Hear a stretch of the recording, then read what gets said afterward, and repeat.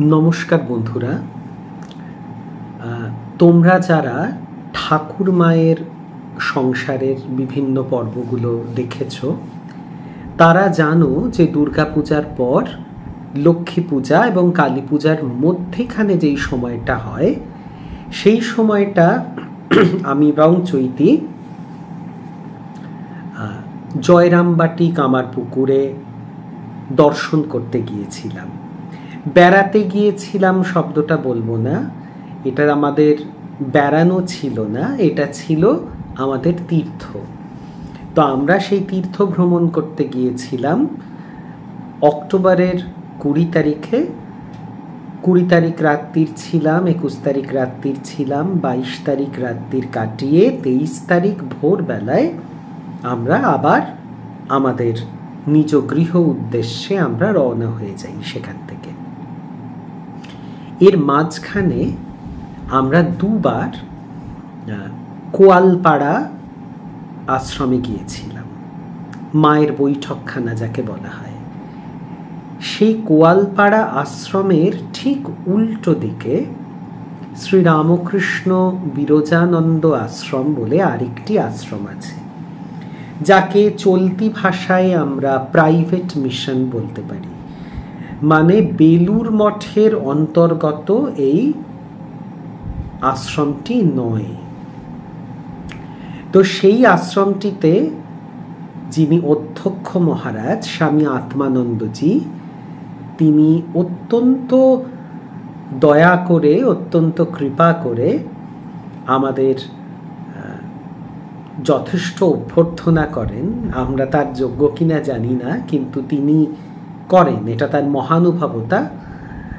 আর তখন আমরা ওনাকে প্রশ্ন করি যে এই যে আশ্রমটি, এই আশ্রমটির ইতিহাস সম্বন্ধে তিনি যদি আমাদের কিছু বলেন, আমরা তাকে অনুরোধ করি। আর মহারাজ, আগেই বলেছি, অত্যন্ত দয়ালু একজন মানুষ। তিনি দয়া করে আমাদেরকে বেশ কিছুটা সময় দিয়েছিলেন, এই আশ্রম সম্বন্ধে আমাদের জানিয়েছিলেন। এর ইতিবৃত্ত, এর ইতিহাস আমরা জানতে পারি। এইটাকে সম্পূর্ণ একটা আলাদা পর্ব হিসেবে আমি তোমাদের কাছে আজকে পরিবেশন করছি। রামকৃষ্ণ বিরজানন্দ আশ্রমের ইতিবৃত্ত অধ্যক্ষ মহারাজ স্বামী আত্মানন্দজির নিজের মুখ থেকে তোমাদের সামনে সেটাকে তুলে ধরব। তোমরা দেখবে যে আশ্রমটিতে ঢুকতে গেলে মাথার উপর একটা বড় নৌকা রয়েছে, মানে কংক্রিটের গেটের ওপরে একটা বড় নৌকা রয়েছে, এবং সেই নৌকাটিকে মহারাজ বলছেন ভবসাগর পারাবারের নৌকা। এত সুন্দর লেগেছে বিষয়টা আমার, যে সত্যিই তো ঠাকুরের নাম, মায়ের নাম করে আমরা ভবসাগর থেকে, মানে ভবসাগর পার করে যাই। তো সেই নৌকাটির কথা বিশেষ করে তোমাদেরকে আমি বললাম। আর ভেতরে ঢুকলেই দেখতে পাবে যে সেখানে বিরাট বড় ঠাকুর মা ও স্বামীজির প্রতিমা রয়েছে পাথরের, যার ছবি কিন্তু আমরা তুলিনি, মানে তুলতে পারিনি সেই সময়। যে সময় আমরা গিয়েছিলাম সেই সময় ঠাকুর বিশ্রাম নিচ্ছিলেন, মন্দির বন্ধ ছিল। তো আমরা ভেতরের বাদবাকিটা তোমাদের সামনে পরিবেশন করছি, দেখে জানিও তোমাদের কেমন লাগলো। তাহলে শুনে নেওয়া যাক এই বিশেষ আশ্রমটির ইতিকথা।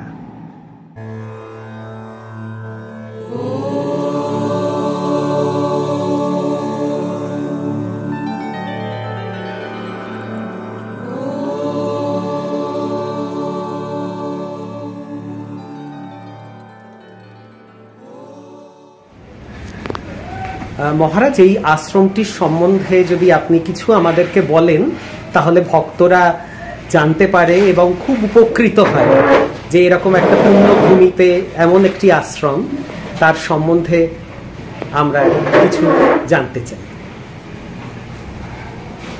জয়রামবাটি মাতৃমন্দির, শ্রী শ্রী মায়ের জন্মস্থান। এই জয়রামবাটি কর্তৃক পরিচালিত শ্রীরামকৃষ্ণ যোগাশ্রম কোয়ালপাড়া।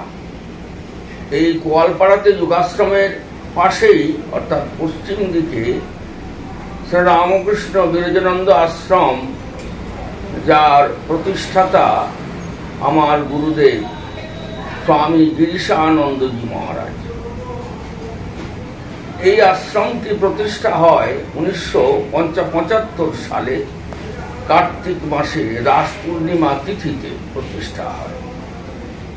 পূজ্যপাদ মহারাজ বিভিন্ন জায়গায় ঘুরে তিনি প্রথম বেলুড় মঠের আন্ডারেই ছিলেন। বেলুড় মঠে আপনার স্বামী পূজ্যপাদ স্বামী বিরজানন্দজি মহারাজের কাছে মহারাজের দীক্ষা। তারপর বেলুড় মঠের আন্ডারে উনি ছিলেন অনেকদিন, ওখানে অনেকদিন কাজকর্ম করেছেন।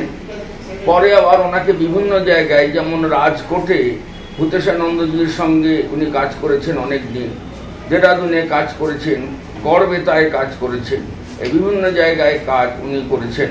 খুব কর্মবীর ছিলেন, কর্মযোগী ছিলেন।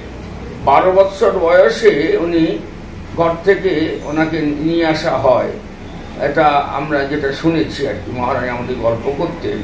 জয়রামবাটিতে তখন যে সমস্ত বড় বড় সন্ন্যাসীরা ছিলেন, তারা মহারাজের বাবার সঙ্গে একটা সখ্যতা ছিল। ধনপতি রায় হাজিপুর ডাটপুর বলে গ্রামে ওনাদের বাস ছিল। সেখানে জয়রামবাটির বড় বড় সাধুরা তখন ওনারা যাতায়াত করতেন। স্বামী পরমেশ্বরানন্দ কিশোরী মহারাজ মহারাজকে ওনার বাড়ির থেকে নিয়ে আসেন। মহারাজের তখন 12 বছর বয়স, সবেমাত্র পৈতা হয়েছে। তো ওনারা গিয়ে বললেন, ধনপতি, এই আমাদের সব ম্যালেরিয়ায় ভুগছি আমরা, তোমার ছেলেটাকে দাও না, আমরা একটু ঠাকুরের মায়ের ফুল জল দেবে, মায়ের একটু ফুল জল দেবে, আমরাও একটু হাঁপ ছেড়ে বাঁচি। তো এই কথা বলতেই ধনপতি রায় অর্থাৎ মহারাজের বাবা অত বুঝতে পারেননি যে সত্যি সত্যি নিয়ে যাও। তো উনি বলে দিলেন, তা নিয়ে যাও। এই যেমনই বলেছেন, তো তখনই ওনারা মহারাজকে কাঁধে তুলে দিয়েছেন, নিয়ে একবারে সোজা জয়রামবাটি। ওই 12 বছর বয়স থেকে পূজ্যপাদ মহারাজ জয়রামবাটিতে আসেন এবং জয়রামবাটিতে প্রায় 16-17 বছর মায়ের মন্দিরে পূজা আয়োজন করেছেন এবং ওখানে ওনার শিক্ষা দীক্ষা সব ওনার। তা এইসব আস্তে আস্তে উনি ওখানে দুর্গা পূজা করতেন, এইসব করতেন আর কি। তারপরে মঠের বিভিন্ন সেন্টারে উনি ঘুরেছেন। যেমন ওই যে বললাম আমি যে রাজকোটে ভূতেশানন্দ মহারাজের সঙ্গে ছিলেন, তারপরে গড়বেতায় ছিলেন, তারপরে দেরাদুনে ছিলেন। শেষে ওনার একটু বয়স হয়ে যাওয়ায় অনেকে বললেন যে আপনার সন্ন্যাসটা হওয়া উচিত ছিল, কিন্তু বয়স হয়ে গেছে, আর বেলুড় মঠের আন্ডারে আপনার সন্ন্যাস হবে না। এই যাই হোক, উনি একটু মনের দুঃখেই আর কি গড়বেতা আশ্রম থেকে উনি চলে এলেন বিষ্ণুপুরে। বিষ্ণুপুরে এসে 4 বিঘা জমি উনি ক্রয় করলেন, আর সেই 4 বিঘা জমির উপরে উনি পোস্ট অফিস করলেন, একটা ওখানে ছাত্রাবাস করেছিলেন, কেমন প্রাইমারি স্কুল করেছিলেন। আর ওই বিষ্ণুপুরে ওই আশ্রম ইনি গড়লেন ঠাকুরমা স্বামীজি। ঠাকুরমা স্বামীজির প্রস্তর মূর্তি, সাদা পাথরের মূর্তি এখনো অদ্যাবধি বর্তমান সেইখানে। কেমন উনি ওইখানে প্রতিষ্ঠা করলেন ঠাকুরমা স্বামীজিকে, এবং চারিদিকে সব জঙ্গল টঙ্গল ছিল, সেখানে অনেক ফলের গাছ টাছ, অনেক কিছু গাছ টাছ উনি করেছিলেন সেখানে। বিষ্ণুপতি অনেক দিন ছিলেন। আবার জয়রাম এখানে আমাদের কোয়ালপাড়ায় এদের কিছু অসুবিধা হয়। কোয়ালপাড়ার শ্রীরামকৃষ্ণ বিরজানন্দ আশ্রম তখন এইখানটায় জঙ্গলাকীর্ণ ছিল আর বিশেষ। যাই হোক, তো এখানে এদের এখন সাধুর প্রয়োজন। কিশোরী মহারাজ মানে পরমেশ্বরানন্দ উনি মহারাজকে ডেকে পাঠালেন যে গিরিজা, তখন মহারাজের ডাক নাম ছিল গিরিজা, তুমি আবার এসো, তুমি এসে এই আশ্রমে একটু ধরো দেখিনি, হাল ধরো। তো মহারাজ তখন বললেন, বিষ্ণুপুরে ওনার কমিটিকে উনি বললেন যে তোমরা কিছুদিন চালাও, আমি একটু কোয়ালপাড়ার থেকে ঘুরে আসি। আবার উনি কোয়ালপাড়ায় ফিরে এলেন। কোয়ালপাড়ায় এসে অনেক কাজ টাজ করেছেন, পুকুর কাটিয়েছেন, এখানে নারকেল গাছগুলো সব মহারাজের হাতের গাছ। ওখানে জগদম্বা আশ্রম বলে যেটাকে আমরা বলি, এই জগদম্বা আশ্রমটা মহারাজের পুনর্নির্মাণ করা। যেমন চিটবেড়ার ঘর টিনের চাল দিয়ে মহারাজ ওটা খাড়া করেছিলেন, এবং কেদার সরকার বা কেদার দত্ত আমরা যেটা বলি, কেদার দত্তের স্ত্রী নন্দমাতার কাছ থেকে পরামর্শ নিয়ে ওনারই দেখানো জায়গায় মা কোথায় কোথায় বসতেন, কোন জায়গাটায় বসতেন, সেই জায়গাটা ঠিক করে নিয়ে সেইখানে একটা উনি ঘর করলেন। সেই ঘরটা জিতবাড়ার ঘর এবং টিনের ছাউনি ছিল। হ্যাঁ, বেশ আস্তে আস্তে ভক্তরা ওখানে যাতায়াত করতো এইসব হলো টলো পরে। আর এরপরে মহারাজ বয়স হয়ে যাওয়ায় উনি বললেন যে বেলুড় মঠের আন্ডারে এদের সঙ্গে আর আমার কাজ করা পোষাবে না, আমার বয়স হয়েছে, এরা আমাকে ডিপ্রেশন করতে আরম্ভ করেছে, বা আমি আর তো এভাবে ছুটোছুটি করে কাজ করতে পারবো না। তো আমি তাহলে ঋষিকেশে বা হরিদ্বার এক জায়গায় চলে যাব, গিয়ে একটু তপস্যা করে সেখানে ওই ফুটিয়া সেখানে একটু রুটি ফুটি মিঙে টিঙে খাবো আর জপ ধ্যান করবো। তখন মহারাজ খুব মানে এমনি জপ ধ্যান করতেন খুব। হ্যাঁ, এখন স্থানীয় মানুষেরা মহারাজকে ছাড়লেন না। মহারাজের কর্মবীর ছিলেন, ভীষণ কর্মী সাধু, পূজা আজাতে মহারাজ একবারে ভীষণ সিদ্ধহস্ত। মা বেলুড় মঠে দুর্গাপূজা হচ্ছে, বেলুড় মঠে দুর্গাপূজা হচ্ছে, আর ওই কি বলে মহাষ্টমীর দিন মুঙ্গেরে মহারাজের বাবা তখন ছিলেন। মহারাজের বাবা ওইখানে একটা কালী মন্দিরে পূজা করতেন, ওখানে একটা টোল খুলেছিলেন। সেইখানে মহারাজের বাবা মায়ের বাড়িতে আসা যাওয়া করতেন, মাকে একটু সেবা টেবাও করেছেন। সেই সূত্র ধরে মহারাজের বাবা মায়ের কাছে বলেছিলেন আমি সন্ন্যাস নেব, কিন্তু মা বলেছিলেন যে আমি আত্মীয়র ছেলেকে সন্ন্যাস দেব না। উনি সেই অভিমানে হোক যাই হোক উনি বিহারে মুঙ্গেরে চলে যান।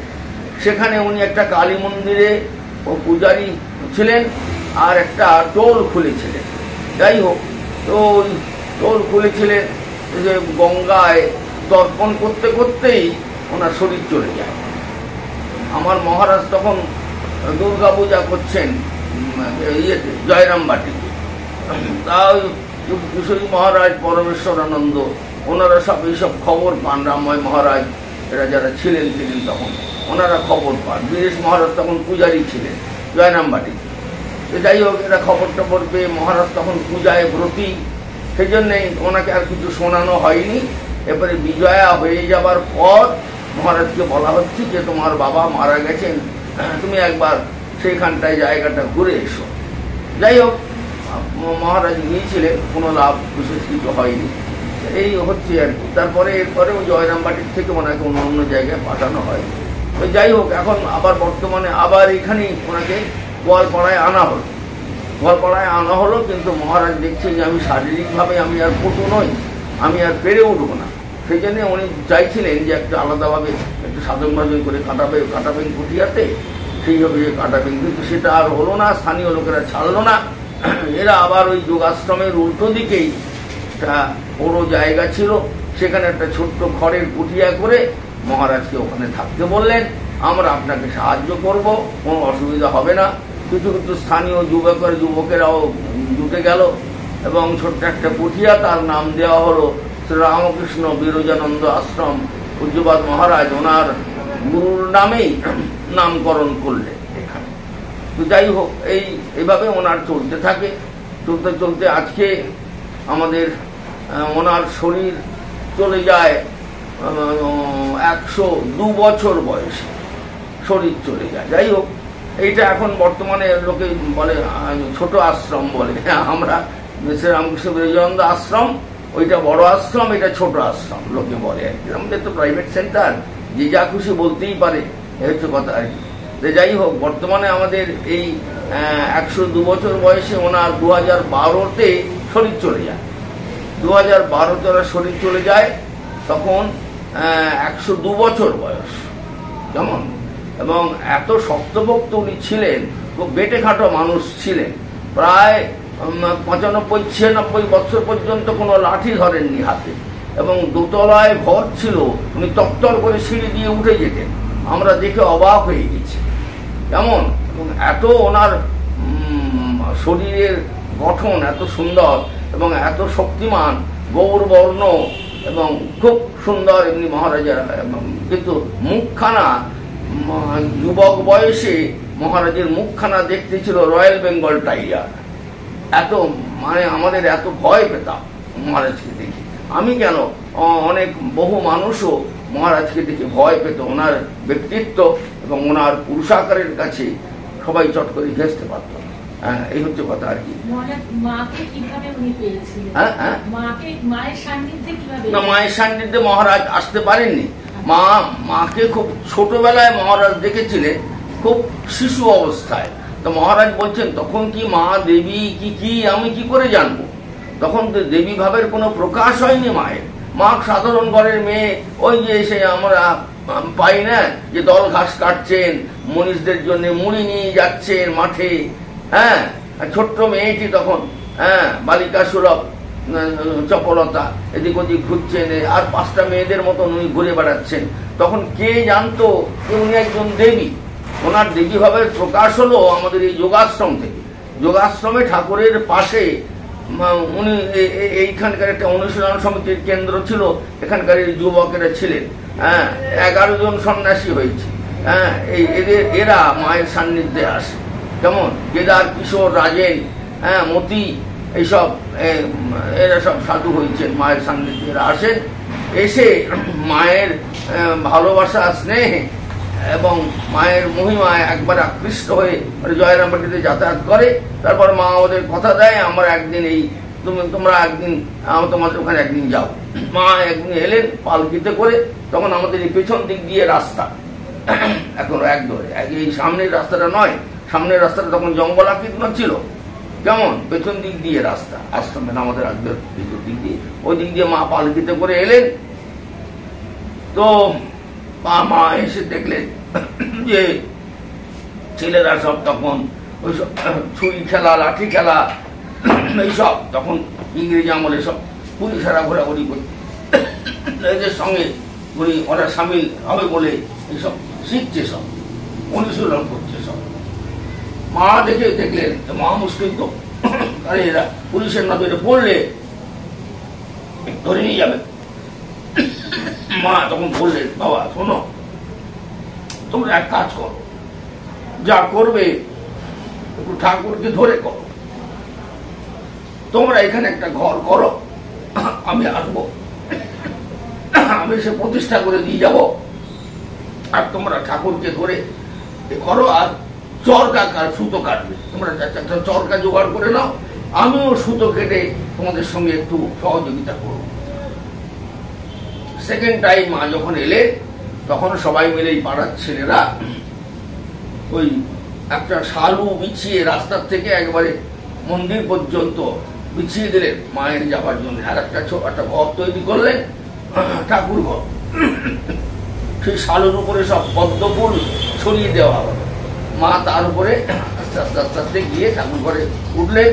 আর উনি উদ্বোধন থেকে যখন আসেন, 2টো ছবি সঙ্গে করে এনেছিলেন, একটা ঠাকুরের, একটা ওনার নিজের। যাই হোক, বেদিতে মা যখন বসলেন, মানে মা যখন আসনে বসলেন, বেদিতে ঠাকুরের ছবিটা রাখলেন। তখন স্থানীয় লোকেরা, ছেলেরা বলল, না মা, আমরা শুধু ঠাকুরের ছবি দেখতে চাই না, আপনাকেও দেখতে চাই, আপনিও, আমরা আপনাকে পুজো করব। তখন মা ওনার ছবিটা লুকিয়ে রেখেছিল, সেটা নিয়ে আবার ঠাকুরের পাশে বসিয়ে মা নিজে হাতে পুজো করলেন। আপনি করিলে আপনার পূজা, আপনার স্তুতি গান। মা নিজে হাতে পূজা করলেন।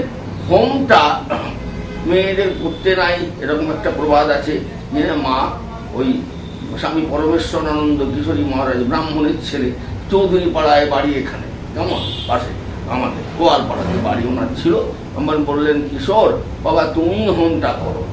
বাবা আমি তো জানি না মা, তোমার যেমন খুশি তেমনই করো। এইভাবে আর কি মা এখানে একটা আশ্রম প্রতিষ্ঠা করলেন, যে তার নাম হলো শ্রীরামকৃষ্ণ যোগাশ্রম। কেমন এটা কেদার সরকার আরো কতগুলো সব ছিল যে কেশবানন্দ, এই যে ওই যে আমাদের ছবিটা আছে কেশবানন্দের বাস্তবিতা, কেশবানন্দের বাস্তবিতা ওটা নয়। কেশবানন্দের বাস্তবিতাটা হচ্ছে ভেতরের দিকে জগদম্বা আশ্রম, যেটা ভেতরে জগদম্বা আশ্রমটা ছিল কেশবানন্দের বাস্তবিতা।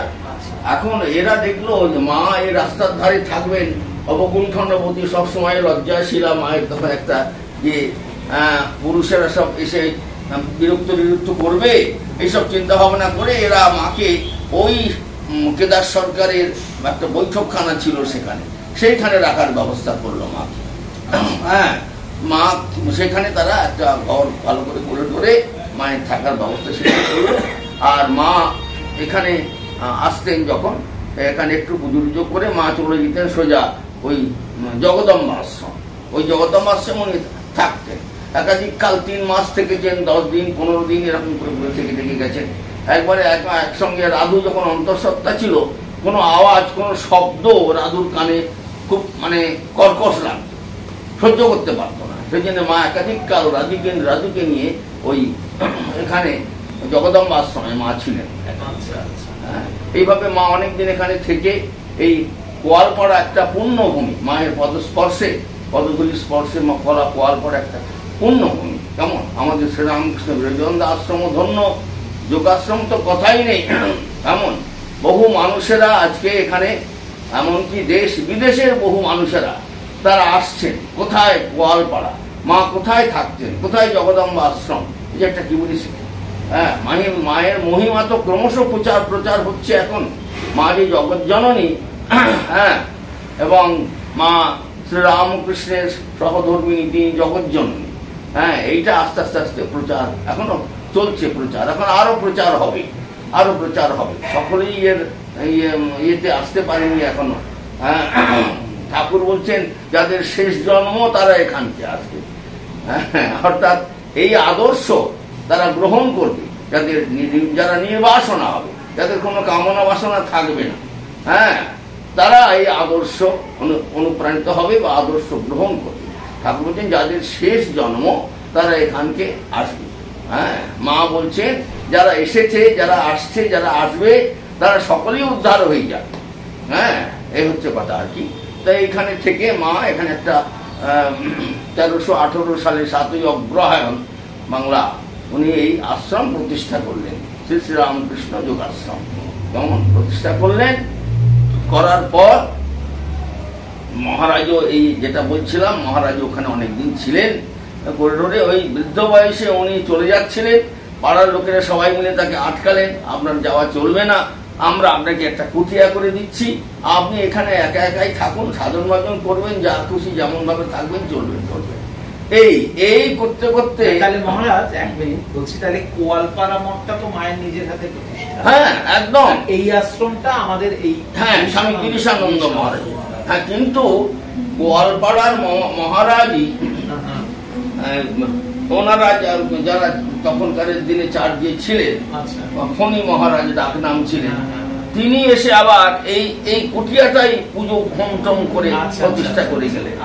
এবং স্বামী কিশোরী মহারাজ পরমেশ্বরানন্দ ওনারই পরামর্শে আমাদের এই গেটে দেখছেন নৌকাওয়ালা যে গেটটা, ওটা ওনারই পরামর্শে বলছেন ভবপারের তরুণী একটা করবি রে গিরিজা, ভবপারের নৌকাটা করবি। আর এখানে চূড়াওয়ালা তো মন্দির হলো না, মানে যোগাশ্রমটা চূড়া নাই, যেমন টিন দিয়ে ছাউনি দেওয়া আছে, কিন্তু ভেতরটা এখন ছাদ, অনেক হিস্ট্রি আছে। ওই ঘরটা ওনারা গোড়াতে একটুখানি ইট দিয়ে গাঁথার জন্য চেষ্টা করছিলেন, গোড়াটা কাটতে কাটতে দেওয়ালটা হঠাৎ পড়ে যায়। দেওয়ালটা পড়ে যেতেই একবারে তাহলে তো একটা হয়ে খারাপ হয়ে গেল, তখন ওরা ওটাকে ভেঙে দিয়ে পাকা করলেন। বুঝতে পেরেছেন তো, পাকা গাঁথনি টান্ধনি করেছিলেন আর কি। এইসব করিডোরে ওপরে ছাদ করেছিলেন, কিন্তু ওপরে আগের টিনের চালটা, পুরানো ঐতিহ্যটা রাখার জন্য ওরা টিনের চালটাই দিয়ে রেখে দিয়েছিলেন। কিন্তু ওপরে ভেতরে ছাদ আছে, এটা দেখা যায় না, এই হচ্ছে কথা। আর এই যোগাশ্রম 1318 সালে 7ই অগ্রহায়ণ প্রতিষ্ঠা হয়। আর তখন থেকে 7ই অগ্রহায়ণটাই প্রতিষ্ঠা দিবস হিসেবে অনেকদিন এসেছে, তো হয়ে এসেছে। ইদানিং করে আবার সেটাকে পাল্টে দেওয়া হয়েছে যে তিথিটা, ওই দিনের তিথিটাকে ধরে এখন সেটা প্রতিষ্ঠা দিবসটা পালিত হয়। কিন্তু অ্যাকচুয়ালি 7ই অগ্রহায়ণ 1318 সালে 7ই অগ্রহায়ণ এইটা আমরা শুনে এসেছি 1318 সাল, ওই রকমই হবে 1318 সাল, বাংলা 1318 সাল, ওই রকমই হবে, 7 দিন এদিক ওদিক আছে আর কি। যাই হোক, তো এই পর্যন্ত এখন আমি এখানে আজকে প্রায় 44 বছর আছি এখানে। হ্যাঁ, তো যাই হোক, অনেক কিছু পরিবর্তন হয়েছে। এখন বহু মানুষ এখানে আসছে, অনেক মানুষ আসছে। আমাদের বিবেকানন্দ আশ্রমে এখন অনেক ভক্ত আসছে এটা টানে। এবং মহারাজের এখানে যা এই আমাদের এখানে একটা অনেক ঠাকুর দেখবেন নাট মন্দিরে, একটা মহারাজ বলে একটা মিনি স্বর্গ গড়ে গেলাম। লোকে এসে দেখবে, ঠাকুর দেবতার দেখবে, আনন্দ পাবে, যার যার ইষ্ট সব এখানে আছে দেখতে পাবে। আর লোকে গঙ্গা কেমন, বিশ্বকর্মা কেমন, আমরা ফুল ছড়িয়ে দিই, বিশ্বকর্মণে নমো, গঙ্গা ওই নমো, গঙ্গা তীর্থ নমো, কিন্তু গঙ্গা যে কেমন সেটা তো লোকে জানে না। সেই জন্য আমি ওই কতগুলো ঠাকুর করে গেলাম, গঙ্গা যে মকর বাহন, সেই জন্য সেগুলো তৈরি করে রেখে গেলাম। আমার একটা কিউরিসিটি, আমি দেখি মানুষ দেখবে, বুঝবে গঙ্গা এইরকম, ব্রহ্মা এইরকম, বিষ্ণু এইরকম, এইভাবে আমার একটা ওই বই খুলে খুলে ধ্যান থেকে ধরে ধরে শিল্পীকে দিয়ে একজন এইসব মূর্তিগুলো উনি করিয়েছিলেন, সিমেন্টের মূর্তি। তারপরে আমাদের তো ঠাকুরমা স্বামীজির মূর্তি আছেই। হ্যাঁ, তো আমাদের এটা প্রতিষ্ঠা হয় 75 সালে, 75-এ প্রতিষ্ঠা হয়, বুঝতে পেরেছেন? তো আজকের প্রায় 50 বছর উত্তীর্ণ হয়ে গেছে এই আশ্রমের বয়স। স্থানীয় বহু মানুষ, বহু যুবক ছেলেরা অনুপ্রাণিত হয়েছে। মহারাজ খুব পণ্ডিত লোক ছিলেন এবং মহারাজ পূজাতে একেবারে সিদ্ধহস্ত ভীষণ। মহারাজের মায়ের 108 যখন শতবর্ষ পালিত হয়, তখন এখান থেকে মহারাজকে গাড়িতে করে তুলে নিয়ে যাওয়া হয়েছে যে 108 ষোড়শোপচার এক রাত্রে কি করে হয়, কি করে সম্ভব, কেমন ওরা ভেবে পাচ্ছিলেন না। তখন ওই কিশোরী মহারাজ স্বামী পরমেশ্বরানন্দ উনি গাড়ি পাঠিয়ে দিলেন যে যাও গিরিজাকে তুলে নিয়ে এসো। হ্যাঁ, তখন ওনারা ওখানে, তখন কানাই মহারাজ আমাদের ওই নরেন্দ্রপুর যিনি করেছেন লোকেশ্বরানন্দ, হ্যাঁ হ্যাঁ, তখন অল্প বয়স ছিল, উনিও ছিলেন ওইখানে উপস্থিত ছিলেন, বুঝতে পেরেছেন? তো ওনার ছবিটাও আছে, আমি দেখলাম।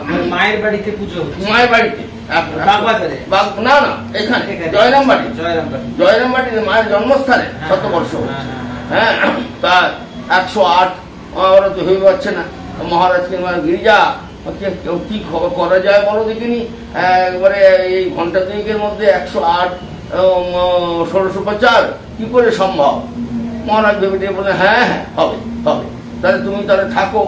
মহারাজ তন্ত্রধারক হলেন, একজন পূজারী, তাকে ডিরেকশন দিলেন যে এক একটা কুশ দিয়ে সব ডালাগুলোকে সব ছুঁয়ে ছুঁয়ে দাও, আর একটা ষোড়শোপচার হবে, একটা ষোড়শোপচার পূজা হবে, একটা পূজা হবে, আর বাকি সব কুশ দিয়ে সব ঠেকিয়ে ঠেকিয়ে দাও। কেমন? তাহলে সবগুলোই থেকে থেকে গেল। হ্যাঁ, একটা পূজা হওয়ার পর এবার সব ডালাগুলো মায়ের সামনে একবার করে ধরে ধরে দেওয়া হলো। হয়ে গেল, মহারাজ করে দেখিয়ে দিলেন। হ্যাঁ, সকলেই খুব খুশি। হ্যাঁ, এইভাবেই তখন শতবর্ষে মহারাজ, এছাড়াও মহারাজ জয়রামবাটি অনেক সময় ডেকে ডেকে পাঠাতেন, অনেক কাজের জন্য, অনেক কিছু পরামর্শের জন্য ডেকে ডেকে পাঠাতেন। যাই হোক, তো সেই মহারাজ মহারাজ আমার 2012 সালে 29শে নভেম্বর ওনার শরীর চলে যায়। আচ্ছা, শরীর চলে যায়। তখন 102 বছর বয়স হয়েছিল, 102 বছর বয়স হয়েছিল। হ্যাঁ, বর্তমানে এই আশ্রমটা উনি আমার উপর, হ্যাঁ আমি পেয়েছি, আমি পেয়েছি। আমি ওনাকে 77 সাল থেকে ওনার সঙ্গ পেয়েছি। 77 থেকে ওনার সঙ্গ পেয়েছি 2012 পর্যন্ত। 2012 পর্যন্ত অনেক দিন পেয়েছি। আমি নিজেকে ভাগ্যবান মনে করি। আর রামময় মহারাজকেও তো আপনি দেখেছেন? হ্যাঁ হ্যাঁ, দেখেছি। রামময় মহারাজ, পূজ্যপাদ রামময় মহারাজকে দেখেছি। ওনাকে স্বামী পরমেশ্বরানন্দ, বীরেশ মহারাজ ওখানে ছিলেন সব। আমাদের এখানে শ্যামসুন্দর মহারাজ তখন ক্যাশিয়ার ছিলেন জয়রামবাটিতে। উনি এই যোগাশ্রমের ভার নিয়েছিলেন, অনেকদিন ছিলেন এখানেই। ওনার সুগারের রোগী ছিলেন, তো এখানে ওনার শরীর চলে যায়, এই যোগাশ্রমে এখানেই শরীর চলে যায়। এই আর শ্যামসুন্দর মহারাজ। আর রামময় মহারাজ কি অধ্যক্ষ মহারাজ? হ্যাঁ, রামময় মহারাজ কিশোরী মহারাজের পরে, স্বামী পরমেশ্বরানন্দের পরে রামময় মহারাজ। উনি তো মায়ের একদম ডিরেক্ট ছিল। একদম মায়ের। উনি গর্বেতা হাই স্কুলে পড়তেন, সেখান থেকে মায়ের কাছে যাতায়াত করতেন এবং মা খুব স্নেহ করতেন। একসঙ্গে 3টে রুটি বেলতে পারতেন, দারুণ গোলাপ গাছ তৈরি করতে পারতেন। ভীষণ ওনার খুব ক্রেডিট ছিল। এই মায়ের খুব স্নেহ পেয়েছিলেন। কিশোরী মহারাজও স্বামী পরমেশ্বরানন্দ এই চৌধুরী পাড়ায় বাড়ি, এখানে মা যখন এখানে গোয়ালপাড়ায় থাকতেন তখন মাও ওনাকেও খুব স্নেহ করতেন। এরা দুজনেই মায়ের খুবই স্নেহভাজন ছিলেন। এবং জগদ্ধাত্রী পুজো গোয়ালপাড়ার ছেলেরাই আসবে, এসে জগদ্ধাত্রী পুজো করবে। হ্যাঁ, আমার গোয়ালপাড়ার ছেলেরা আছে বাবা, ওরাই আমার জগদ্ধাত্রী পুজো উদ্ধার করে দিয়ে যাবে, এ একটা মায়ের বিশ্বাস ছিল। আর প্রত্যেকবারে ওই ছেলেরাই এখান থেকে গিয়ে জগদ্ধাত্রী পুজোয় কাজ করতেন, সব গিয়ে মায়ের জগদ্ধাত্রী পুজো শেষ করে দিয়ে তারপর এরা এখানে ফিরে আসতেন। এইভাবে মায়ের সঙ্গে গোয়ালপাড়ার একটা সূক্ষ্মতা এই ছেলেদের সব গড়ে উঠেছিল। পরে মা এদের সব 11 জন সন্ন্যাসী হয়েছিল এদের বিভিন্ন সময়। মা নিজেও সন্ন্যাস দিয়েছিলেন, তারপরে অনেকে বেলুড় মঠেও পাঠিয়েছিলেন অনেকে। এইভাবে 11 জন সন্ন্যাসী। বর্তমানে এখানে প্রায় 18 জন সন্ন্যাসী। হ্যাঁ, এই পাড়ার অনেক ছেলেরা, আবার পরবর্তী সময় ছেলেরা, মেয়ে একজন আছে, মহিলা একজন আছে, সন্ন্যাসী নিয়েছে। হ্যাঁ, প্রায় 18 জন সন্ন্যাসী। এটা গোয়ালপাড়ার একটা ভীষণ একটা ইতিহাস। এবং সন্ন্যাসটা তো বেলুড়ে গিয়ে নিতে হয়। সন্ন্যাস তো এখন আর তো সন্ন্যাস, তখন মাও সন্ন্যাস দিতেন। আচ্ছা আচ্ছা আচ্ছা। মাও তখন ব্রহ্মচর্য দিতেন, মাও সন্ন্যাস দিতেন, মায়ের কাছে সন্ন্যাস। এখন তো বেলুড় মঠে সব আইন কানুন, সব আইনের মধ্যে পড়ে গেছে। তো এখন আর আগের মতো তো সেই রকম নাই, আগে সেরকম তেমন নাই। কেমন আমাদের এখানে সন্ন্যাস, আমার গুরু মহারাজ সন্ন্যাস দিতেন। আমার মহারাজ সন্ন্যাস দিতেন। আপনি ওনার থেকেই সন্ন্যাস? ব্রহ্মচর্য, হ্যাঁ, আমি ওনার থেকে দীক্ষা, ওনার থেকে ব্রহ্মচর্য এবং ওনার থেকে আমি সন্ন্যাস পেয়েছি। আচ্ছা, পেয়েছি। হ্যাঁ মা, হয়, দীক্ষা অনুষ্ঠান হয় মহারাজের কৃপায়, মহারাজের আশীর্বাদে। তিনি আমাকে একটু অধিকার দিয়ে গেছেন। হ্যাঁ, বলি না হলে তো আশ্রম চালানো যাবে না। হ্যাঁ, সেই জন্যই উনি এইসব ব্যবস্থা করে গেছেন। এখানেও সন্ন্যাস হয় বা ব্রহ্মচর্য হয়। আমি আমার সাধ্য মতো যতটুকু আমার বুদ্ধিতে গোড়ায় আমি চেষ্টা করছি, এবং দীক্ষাও এখানে হয় মোটামুটি চলছে। এভাবে মায়ের কৃপায়, ঠাকুরের কৃপায় এবং মহারাজের আশীর্বাদে শ্রীরামকৃষ্ণ বিবেকানন্দ আশ্রম চলছে। আর বর্তমানে আপনারা যেটা দেখতে পাচ্ছেন, এটা ছিল না অনেক দিন। আমাদের খুব অবস্থাটা খুব প্রথম দিকে খুব খারাপই ছিল।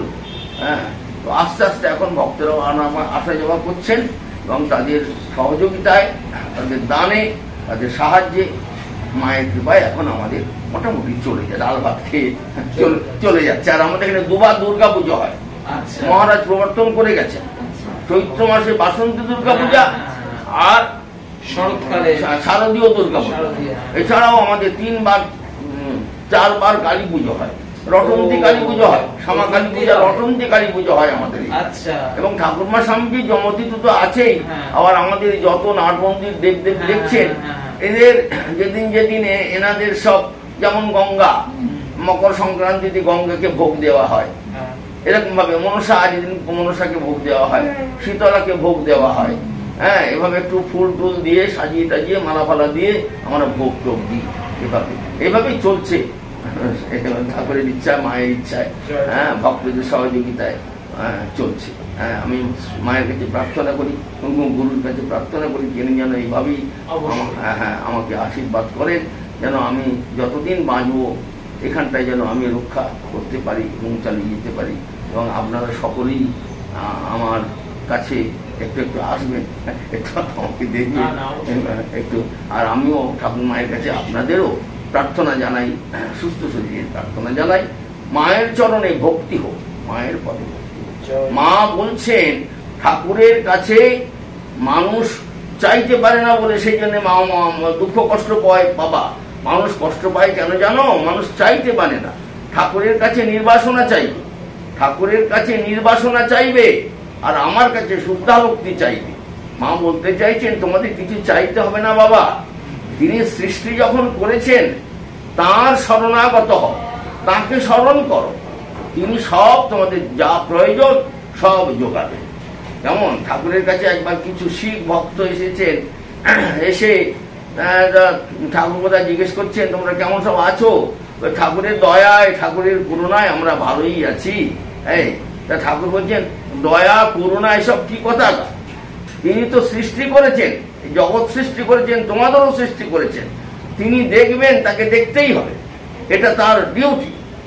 মানে বাপ ছেলে মেয়েকে খেতে দেবে, হ্যাঁ, বাপ ছেলে মেয়েকে খেতে দেবে না, কে দেবে তবে? হ্যাঁ, কিন্তু ছেলে মেয়েকেও বাপের শরণাগত, বাপের অনুগত হতে হবে, তবে হবে। আমরা বাবা মায়ের যদি অনুগত না হই, বাবা মায়ের কথা যদি না শুনি, তা বাবা মা কি আমাদের প্রতি সন্তুষ্ট হবেন? সন্তুষ্ট হবেন না, মোটেই না। তাহলে বাবা মায়ের অনুগত হতে হবে, তাদের কথা মতো চলতে হবে। আর ঠাকুর এই যুগে এসে বলে গেলেন যে ঈশ্বর লাভ, ভগবান লাভ মনুষ্য জীবনের একমাত্র উদ্দেশ্য। কথামৃতগুলো পড়লে ওই একটা কথাই ঘুরে ফিরে আসছে, মনুষ্য জীবনের একমাত্র উদ্দেশ্য ভগবান লাভ, একমাত্র উদ্দেশ্য ঈশ্বর দর্শন, আত্মজ্ঞান লাভ। এই বিভিন্নভাবে ঠাকুর বলেছেন।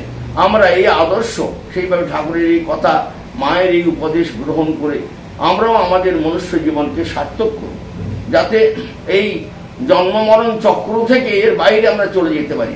স্বামীজি বলছেন মুক্তি লাভ সবাইকেই করতে হবে, মুক্তি মুক্তি মুক্তি লাভ করতে হবে।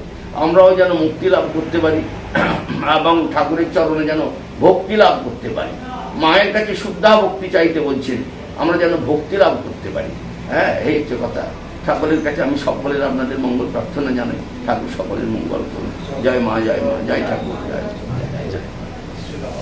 অনেক ধন্যবাদ মহারাজ, আমরা অনেক সমৃদ্ধ হলাম। ঠাকুর মায়ের কথা, সেই ফুল নাড়তে চাড়তে যে সুগন্ধ ছড়ালো, মানে তার জন্য আপনার চরণেও শতকোটি প্রণাম যে আপনি আমাদেরকে সেই বাণী আবার শোনালেন। সময় আমাদেরকে ব্যয় করেছেন, মূল্যবান সময় আপনারা ঠিক আছে, আমরা খেতে যাই। হ্যাঁ, ডাকছি।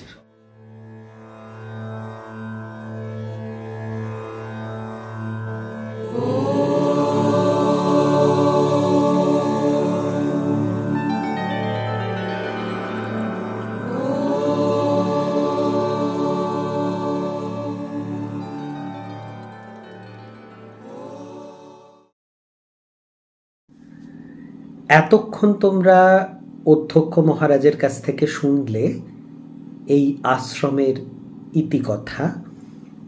তোমাদের জ্ঞাতার্থে জানিয়ে দিই যে এই আশ্রমেও কিন্তু থাকার সুব্যবস্থা রয়েছে।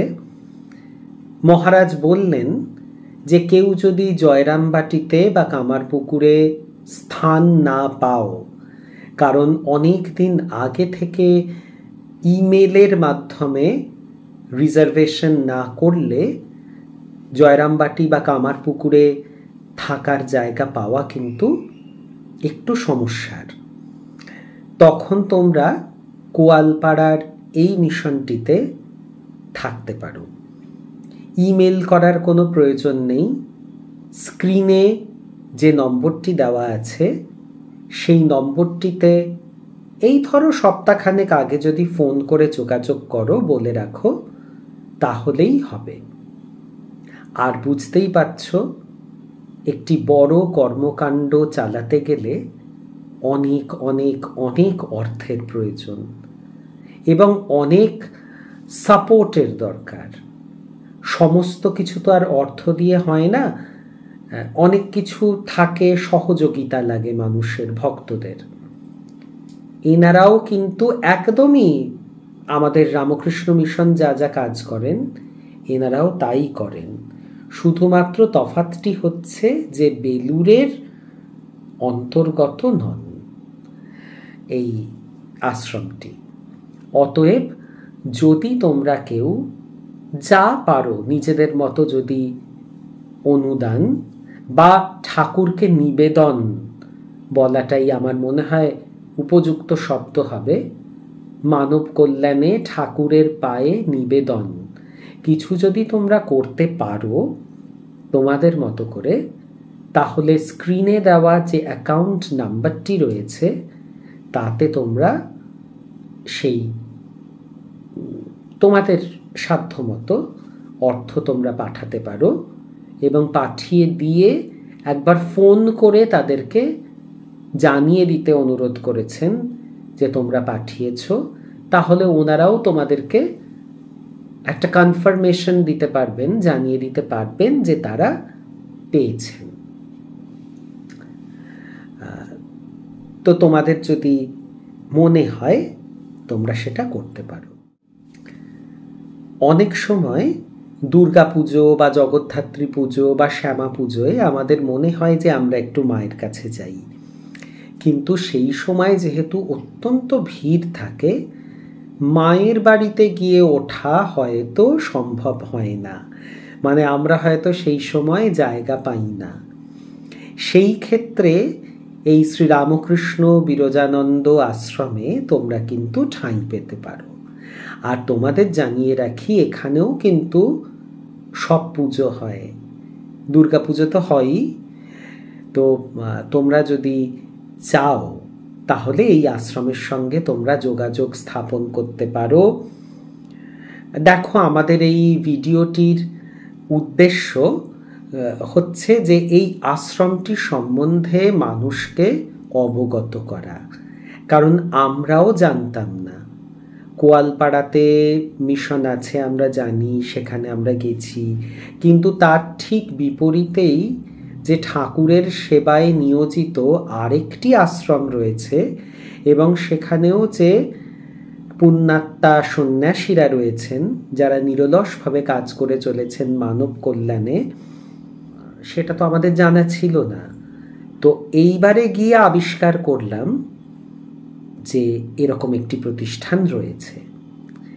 আর অধ্যক্ষ মহারাজকেও আমরা বললাম যে আমরা আমাদের সাধ্যমতো ভক্ত মানুষদেরকে জানানোর চেষ্টা করব এই আশ্রমের কথা। তো সে কথা আমরা আশা করি রেখেছি, তোমাদেরকে জানালাম শ্রীরামকৃষ্ণ বিরজানন্দ আশ্রমের কথা। তোমরা যদি চাও, যদি ইচ্ছা হয়, পরের বার যখন জয়রামবাটি বা কামারপুকুর যাবে, কোয়ালপাড়া আশ্রমে যাবে, তখন ঠিক তার উল্টো দিকে শ্রীরামকৃষ্ণ বিরজানন্দ আশ্রমে একবার যেও। আশা করি তোমাদের খুব ভালো লাগবে, কারণ অধ্যক্ষ মহারাজ এতটাই আন্তরিক যে আমরা তো কৃতজ্ঞতায় আমাদের মাথা নত হয়ে গেছে। এত সুন্দরভাবে অভ্যর্থনা করেছেন আমাদেরকে এবং আমরা সেখানে ঠাকুর মায়ের ভোগ গ্রহণ করেছি। তো তোমাদেরকে জানালাম এই হয়তো অনেকের জানা, আবার হয়তো অনেকের অজানা এই আশ্রমটি। এই আশ্রমটির কথা তোমাদেরকে জানানোর জন্যই আমাদের এই প্রতিবেদন বলতে পারো। তাহলে জানিও তোমাদের কেমন লাগলো শ্রীরামকৃষ্ণ বিরজানন্দ আশ্রমের কথা। ঠাকুর এবং মা ও স্বামীজির আশীর্বাদ তোমাদের সকলের ওপর বর্ষিত হোক, সকলের মঙ্গল হোক, এই কামনা করে এই পর্বটি সমাপ্ত করছি। নমস্কার।